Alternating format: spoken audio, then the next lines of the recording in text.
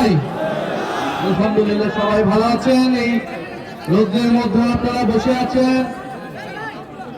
ঢাকা 19 এই আসরে আজকের এই নির্বাচনী জনসভায় উপস্থিত আছেন ঢাকা জেলার বাংলাদেশ জামাত ইসলামের সংগ্রামী আমির মাওলানা দেলোয়ার হোসেন।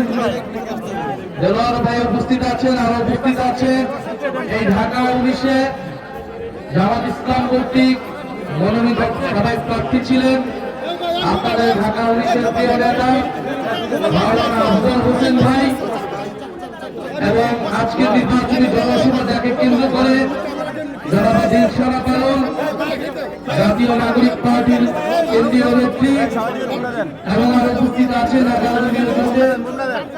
বাংলাদেশ জামাত ইসলামী এবং জাতীয় নাগরিক পার্টি বিভিন্ন স্তরের নেতৃবৃন্দ, সবাইকে 11 দলীয় জোটের পক্ষ থেকে শুভেচ্ছা জানাই।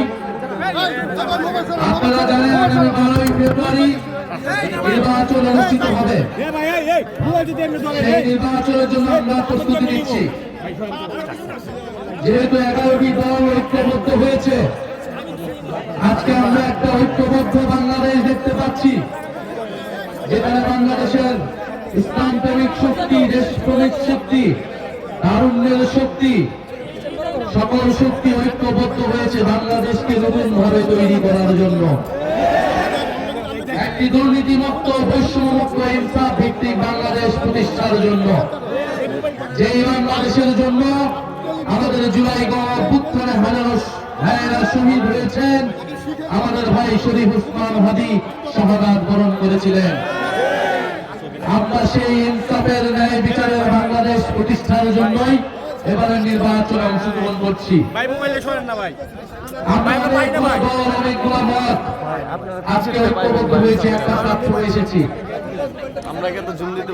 এই নির্বাচনের 300টি আসনই কিন্তু বন্ধুরা আমাদের জন্য গুরুত্বপূর্ণ, কারণ এবারের নির্বাচন 11 দলের নির্বাচন, সরকার গঠনের নির্বাচন। ফলে সরকার গঠনের জন্য 300টি আসনে আমাদেরকে সমানভাবে গুরুত্ব দিতে হবে, এবং এই ঢাকা 19 অত্যন্ত গুরুত্বপূর্ণ আসন। আমরা এই ঢাকা 19 দেখি না এটা সাতটা করি না দাঁড়িপাল্লার, আমরা দেখি এটা হচ্ছে 11 দলের আসন। এবং আপনারা জানেন এই সারা আশুলিয়ায় জুলাই গণঅভ্যুত্থানের সময় এই অত্র এলাকার মানুষের, এই জাহাঙ্গীরনগর বিশ্ববিদ্যালয় এবং আশেপাশের শিক্ষা প্রতিষ্ঠানের ছাত্রছাত্রী ভাই বোনদের কি ঐতিহাসিক ভূমিকা ছিল। এই সবার আশুলিয়া থেকে 5ই আগস্ট যাত্রা শুরু হয়েছিল, এবং এখানে আমাদের শত শত ভাইয়েরা গুলিবিদ্ধ হয়েছিল, আহত হয়েছিল, শহীদ হয়েছিল।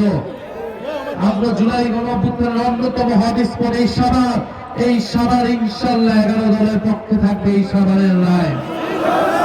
আপনারা সেটার জন্য প্রস্তুত আছেন তো? ইনশাআল্লাহ আপনারা প্রস্তুত আছেন?